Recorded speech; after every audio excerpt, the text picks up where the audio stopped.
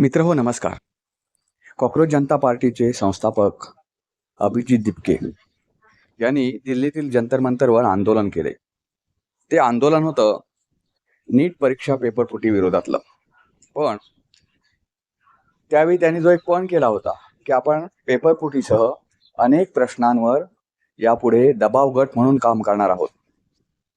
आता दबाव गट म्हणून काम करताना ते पूर्ण देशाचा दौरा करणार आहोत आणि त्या देशातील ज्या काही समस्या आहेत त्या संदर्भात ज्या लोकांशी बोलणार आहोत, तिथल्या समस्या समजून घेणार आहोत आणि या समस्यांच्या सोडवणुकीसाठी राजकारणात न पडता आपण एक सरकारवर दबाव गट म्हणून काम करणार आहोत. एका मुलाखतीत त्यानं असंही सांगितलं की गेली अनेक वर्ष हिंदू मुस्लिम असा भेदाभेद करून आणि जनतेच्या मनामध्ये हा भेदाभेद रुजवून राजकीय पोळी भाजण्याचं काम राजकारणात केलं जात आहे. त्याच्या पलीकडं विकास काय असतो हे भारतीय लोकांना माहिती सुद्धा नाही आहे. त्यामुळे हा मुद्दा बाजूला सारून इतर जे काही मुद्दे आहेत ते धार्मिक आणि जातीभेदाचे मुद्दे बाजूला सारून विकास म्हणजे काय असतो हे भारतीयांमध्ये रुजवणं आणि सरकारकडून ते करून घेणं हे आपलं काम असल्याचं अभिजित दिपके म्हणाला होता. परंतु एका मुलाखतीत त्यानं डॉक्टर बाबासाहेब आंबेडकरांना विरोध आणि महात्मा गांधीजींची हत्या करणाऱ्या राष्ट्रीय स्वयंसेवक संघाबद्दल त्यांनी अनुद्गार काढले होते. या दोन्ही घटना म्हणजे डॉक्टर बाबासाहेब आंबेडकर यांना विरोध आणि महात्मा गांधी यांची हत्या या प्रकरणाशी राष्ट्रीय स्वयंसेवक संघाचा समावेश होता का आणि गेल्या काही वर्षांपासून जे भारतामध्ये RSS वर आरोप केले जातात ते खरे आहेत का या संपूर्ण विषयावर मी बोलणार आहे. आणि महत्वाचं म्हणजे तुम्ही सुद्धा हा व्हिडिओ पूर्णपणे ऐकल्यानंतर याविषयी निश्चितपणे मत प्रकट करा की अभिजित दिपके याचं आंदोलन आता भरकटत चाललं आहे का आणि तो सुद्धा हिंदू संघटनांविषयीच बोलताना दिसतोय तर त्याच्या मागे काही राजकीय हेतू आहे का. या दोन प्रश्नांची उत्तरं नक्की कॉमेंट बॉक्समध्ये आपण लिहायची आहेत. मित्रो चला आपण व्हिडिओला सुरुवात करूया. मित्रो अभिजित दिपके याने परीक्षेतील पेपरफुटी प्रकरणात आंदोलन केलं. शिक्षण मंत्री असलेल्या प्रधान यांचा राजीनामा घेतला गेला. त्यामुळे अभिजित दिपके हा एक तरुणांचा आयडॉल बनलेला आहे. अभिजित दिपकेने त्यावेळी असं म्हटलं होतं की भारतातील राजकारण आहे ते हिंदू मुस्लिम या मतभेदाभोवती आणि या धार्मिक भेदाभोवती फिरत आहे. जातीभेद निर्माण करायचे, धार्मिक भेद निर्माण करायचे आणि राजकीय पोळी भाजून घ्यायची ही अनेक वर्षाची राजकीय परंपरा सुरू आहे. यापेक्षा सुद्धा अनेक विकासाचे मुद्दे आहेत, अनेक समस्या आहेत भारतामध्ये, त्या दूर करण्यासाठी आपण राजकीय दबाव गट म्हणून काम करणार असल्याचं अभिजित दिपके म्हणाला होता. मला हिंदू मुस्लिम हा भेदाभेद कमी करायचा आहे आणि त्याच्या पलीकडे विकासाची व्याख्या निर्माण करायची आहे असं तो म्हणाला होता. याचा अर्थ असा की हिंदू आणि मुस्लिम हे जे दोन धर्म आहेत त्यांच्यात धार्मिक तेढ निर्माण होता कामा नये आणि त्याच्याभोवती राजकारण फिरता कामा नये असं त्याचं म्हणणं होतं. परंतु एका मुलाखतीमध्ये मीडियाने त्याला विचारलं राष्ट्रीय स्वयंसेवक संघाबद्दल तर त्यावेळी तो बोलताना असं म्हणाला की बाबासाहेब आंबेडकर यांना विरोध करणाऱ्या आणि महात्मा गांधींची हत्या करणाऱ्या RSS बद्दल न बोललेलंच बरं किंवा आणि काय काय बोलला तो RSSच्या विरोधात. हा आरोप काय आजचा नाहीये. हा आरोप असा आहे मित्रांनो, गेली अनेक वर्षे काँग्रेसकडून हा वारंवार केला जातोय. यातली सत्यता काय आपण जर बघायला गेलं तर मित्रांनो, महात्मा गांधीजींची ज्यावेळी हत्या झाली त्यावेळी RSS वर बंदी घालण्यात आलेली होती. म्हणजे 1948 मध्ये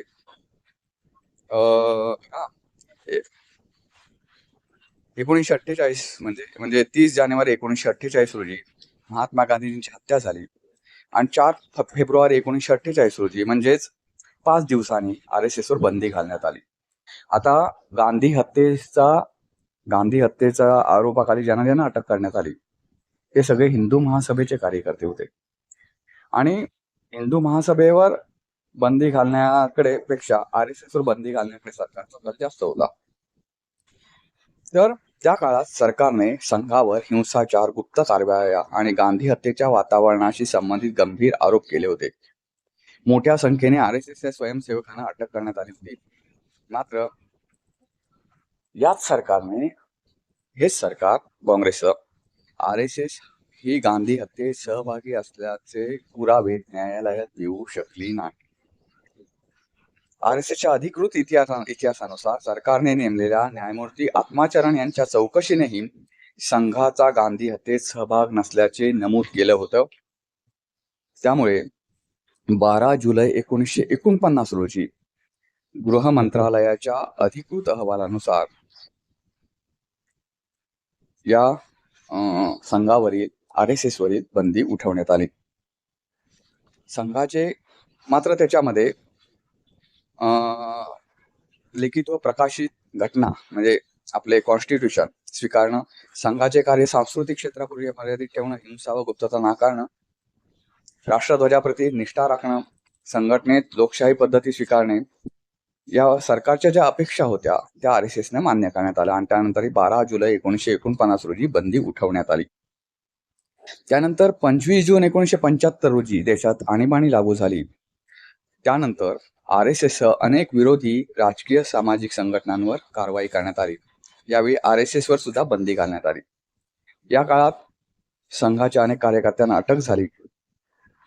RSSने आणीबाणी विरोधात भूमिगत पद्धतीने काम केल्याचं दिसून येतं.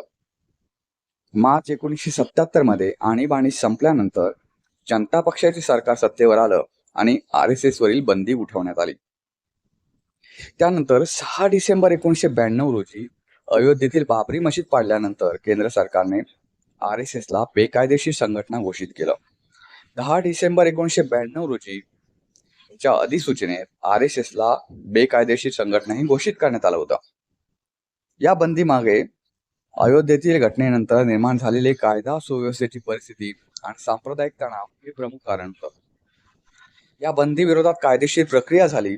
इलाहाबाद उच्च न्यायालयानं 1993 मध्ये संबंधित अधिसूचनेतील तरतुदींवर प्रश्न उपस्थित केला आणि RSSला बेकायदेशीर संघटना घोषित करण्याची प्रक्रिया कायदेशीर निकष पूर्ण करते का यावर महत्वाचं निरीक्षण नोंदवलं.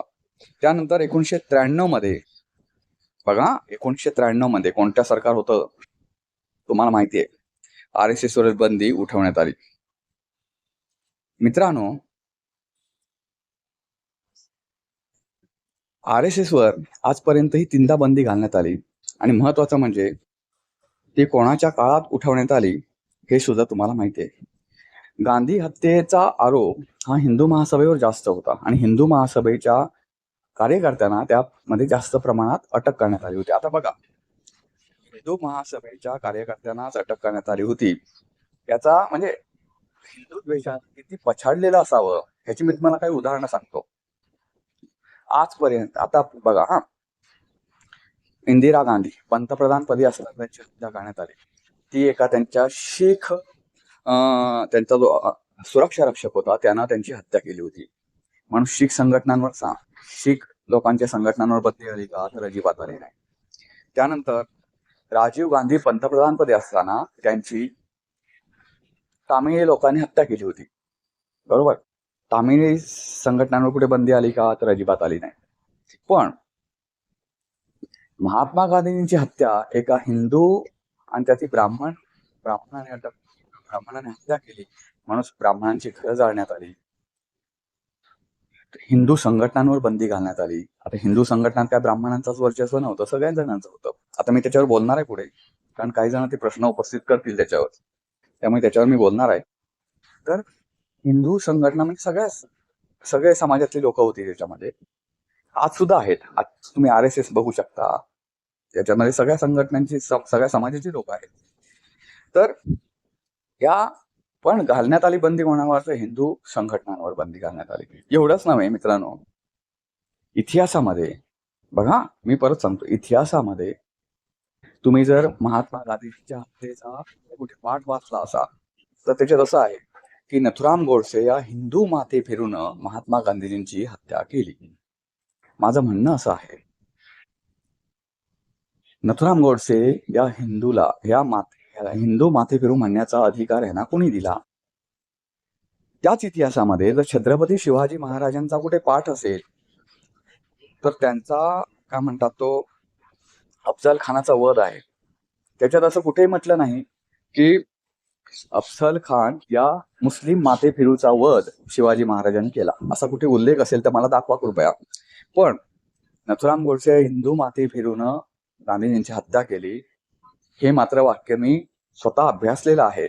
आणि महत्वाचं म्हणजे आमच्या काळात ते होतं यात. आणि जे जुन्या काळातले आहेत 40 वगैरे पार केलेले आहेत त्यांना ते सापडू शकतं, त्यांना माहितीही असेल हे वाक्य हिंदू माथे फिरून. मित्रांनो, नंतर छत्रपती संभाजी महाराजांची हत्या जेव्हा झाली त्याच्यातही कुठे म्हणण्यात आलं नाही की मुस्लिम माथे फिरून औरंगजेब सारख्या मुस्लिम माथे फिरून ही हत्या केली असं म्हटलेलं नाही. चुकीच्या नोंदी अशा केल्यात मित्रांनो, चुकीच्या नोंदी अशा केल्या आहेत की तुमच्या धार्मिक भावना भडकवण्याचं काम कोणी केलं असेल तर हे काँग्रेसनं केलेलं आहे. हे असं हिंदू माथे फिरू वगैरे तुम्हाला जात त्याची किंवा धर्म काढण्याचा अधिकार कोणी दिला? जात आणि धर्मावर तुम्ही तोलतात का दहशतवाद किंवा गुन्हेगारी?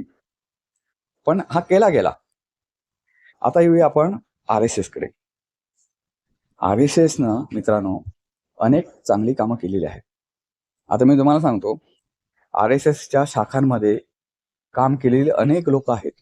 मी तुम्हाला आत्ताच्या सरकारमधली काही उदाहरणं देतो. मंत्री गिरीश महाजन, सध्याच्या सरकारमध्ये असलेले गिरीश महाजन हे सुद्धा RSSचे स्वयंसेवक आहेत. जे दसऱ्याला जे संचलन होतं RSSचं, गुढीपाडव्याला ज्यावेळी संचलन होतं त्याच्यामध्ये RSSच्या ड्रेसवर तुम्हाला कुठेही दिसतं RSS. आता हे गिरीश महाजन आहे, त्यांचं आडनाव महाजनवरनी समजू नका की ते ब्राह्मण आहे. ते ब्राह्मण नाही आहेत. ओके, तुम्ही हिची खात्री करू शकता. भाजपमध्ये एकेकाळी महसूल मंत्री असलेले आणि मुख्यमंत्री पदाचे दावेदार असलेले एकनाथ खडसे हे सुद्धा RSSचे कार्यकर्ते होते आणि आज सुद्धा ते RSSशीच संबंधित आहे. हे एकनाथ खडसे जे आहेत ते लेवा पाटील समाजाचे आहेत. म्हणजे तुम्हाला असं वाटायला नको की त्यांच्यामध्ये ब्राह्मणाचाच भरणा आहे. आता महत्वाचं म्हणजे RSS अनेक कामं करतं जे तुम्हाला माहिती सुद्धा नाही. आता अभिजित दिपके नावाच्या तरुणानं RSS कडे कधी भेट तर दिलंय का हो? RSS मध्ये वाढलाय का? हे कुणी लिहिलं पाहिजे? तुम्ही ज्यांना असं वाटतं त्यांना रमेश पतंगे हे बॅकवर्ड आहेत, त्यांचं RSS संदर्भात पुस्तक वाचा. ते RSS मध्ये सामील झाले होते, ते RSSचे कार्यकर्ते होते, स्वयंसेवक होते. त्यांना RSSचा काय अनुभव आला त्यांनी त्याच्या पुस्तकामध्ये लिहिलेला आहे. मित्रांनो, त्यामुळे RSS मध्ये ज्यांना कोणी भागच घेतला नाही, आता तुम्ही संघाच्या शाखेमध्ये जा, त्यांचे स्वयंसेवक व्हा आणि ते जर तुम्हाला काय वाईट अनुभव आला, कटू अनुभव आला तर तो नोंदवा, तर तो ग्राह्य कोणी झालं तर त्याच्यावर विश्वास ठेवेल. तुम्ही RSSची पायरीच कधी चढला नाही, तुम्ही जे काही वरवर दिसतंय त्याच्यावर मतं मांडताय, हे खूप चुकीचं आहे. RSS मध्ये आता RSSची इतर सामाजिक काम तर असतंच, पण RSS मध्ये RSSच्या रोजच्या शाखेमध्ये शिकवलं काय जातं ते मित्रांनो, आम्ही लहान मुलं जी होती त्याच्यामध्ये त्यांना संध्याकाळी आम्हाला आठवतं आम्ही पण RSSच्या शाखेत काम केलेलं आहे, गेलेलो आहे. आता त्या शाखा गावागावातल्या बंद झाल्या, काही ठिकाणी अजूनही भरतात. त्या शाखेमध्ये गेल्यानंतर मैदानी खेळ खेळायला लावायचे, म्हणजे आपले आपले खेळायचे 4-4, 5-5 जणांगट. नंतर 6 वाजत आले की भगवा ध्वज फडकवला जायचा आणि त्याच्या जवळ वंदे मातरम राष्ट्रगीत म्हटलं जायचं. आजच्या देशामध्ये पण आज आपल्या भारतामध्ये हे करणं पाप झालंय. भगवा ध्वज फडकवणं आणि त्याच्यासमोर वंदे मातरम म्हणणं हे पाप झालंय. पण मी वंदे मातरम म्हणणार नाही असं, म्हणजे हे आता जे RSS जे आहेत हे वंदे मातरम म्हणून सगळ्या राष्ट्रगीतांचा अभिमान बाळगत आहे, तर ते भारताच्या देशविरोधी आहेत असं एक तुमच्या मनात रुजवलं जात आहे.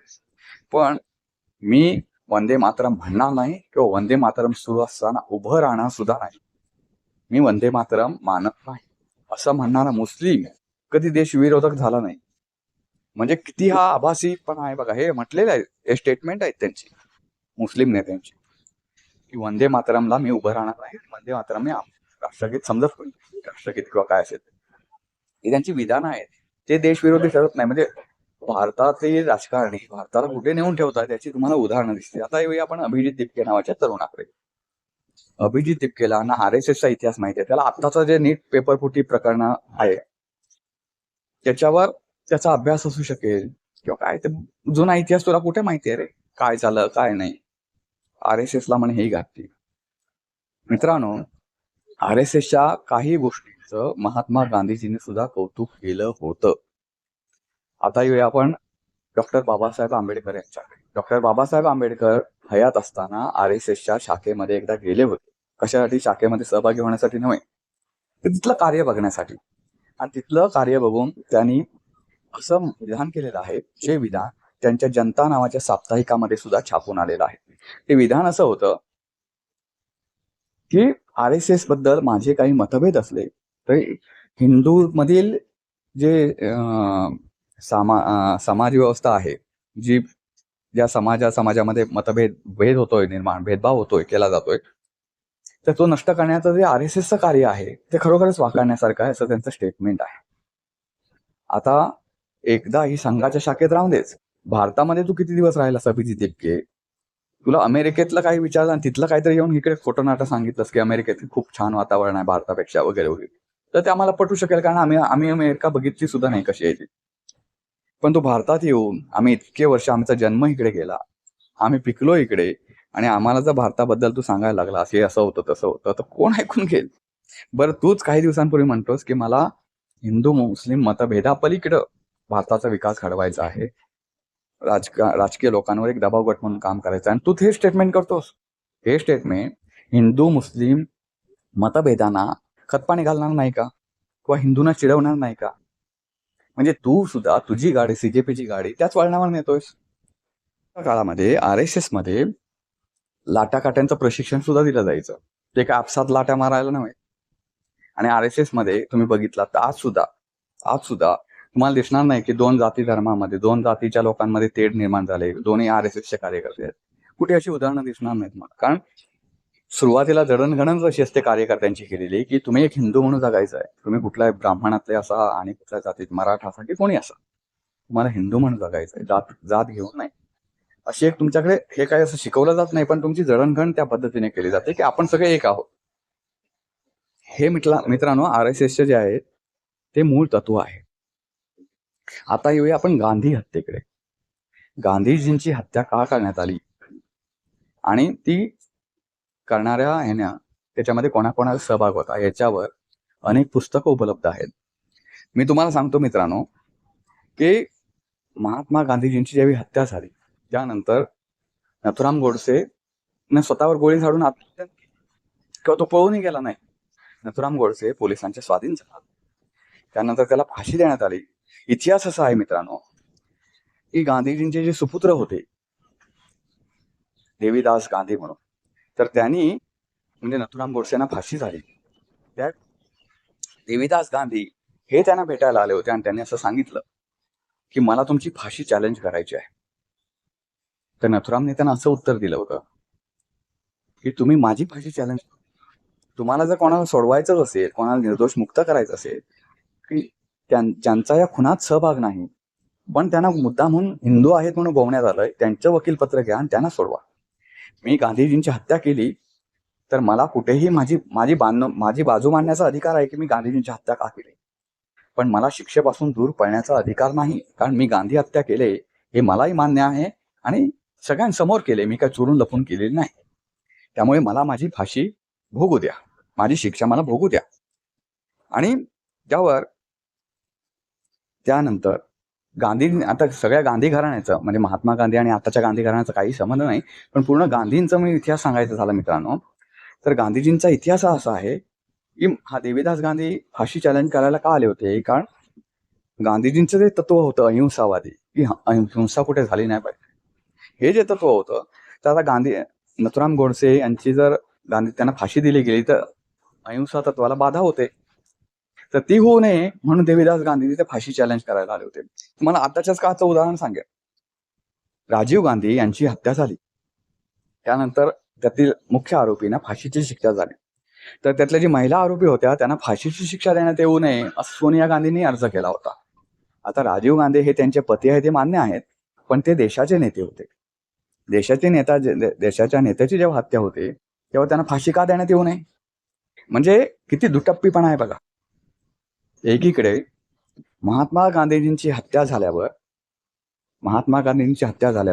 नथुराम गोडसेला तर फाशी झाली, पण नथुराम गोडसे आणि त्याची जात किती नालायक आहे तुमच्यावर वारंवार ठसवण्यात येत आहे.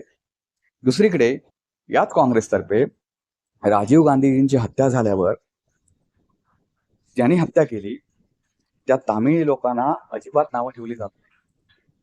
मग म्हणजे मूळ तामिळी असलेल्या, हे काय आता तामिळमध्ये राहत नाही, मूळ तामिळी असलेल्या लोकांना नावं ठेवली जात नाही. उलट ते जे आरोपी आहेत त्यांना फाशी देण्यात येऊ नये असे काँग्रेसचे त्यावेळीच्या प्रदेश अध्यक्ष असलेल्या सोनिया गांधी हे अर्ज करतात. हे केवढ्या चुकीच्या गोष्टी आहेत.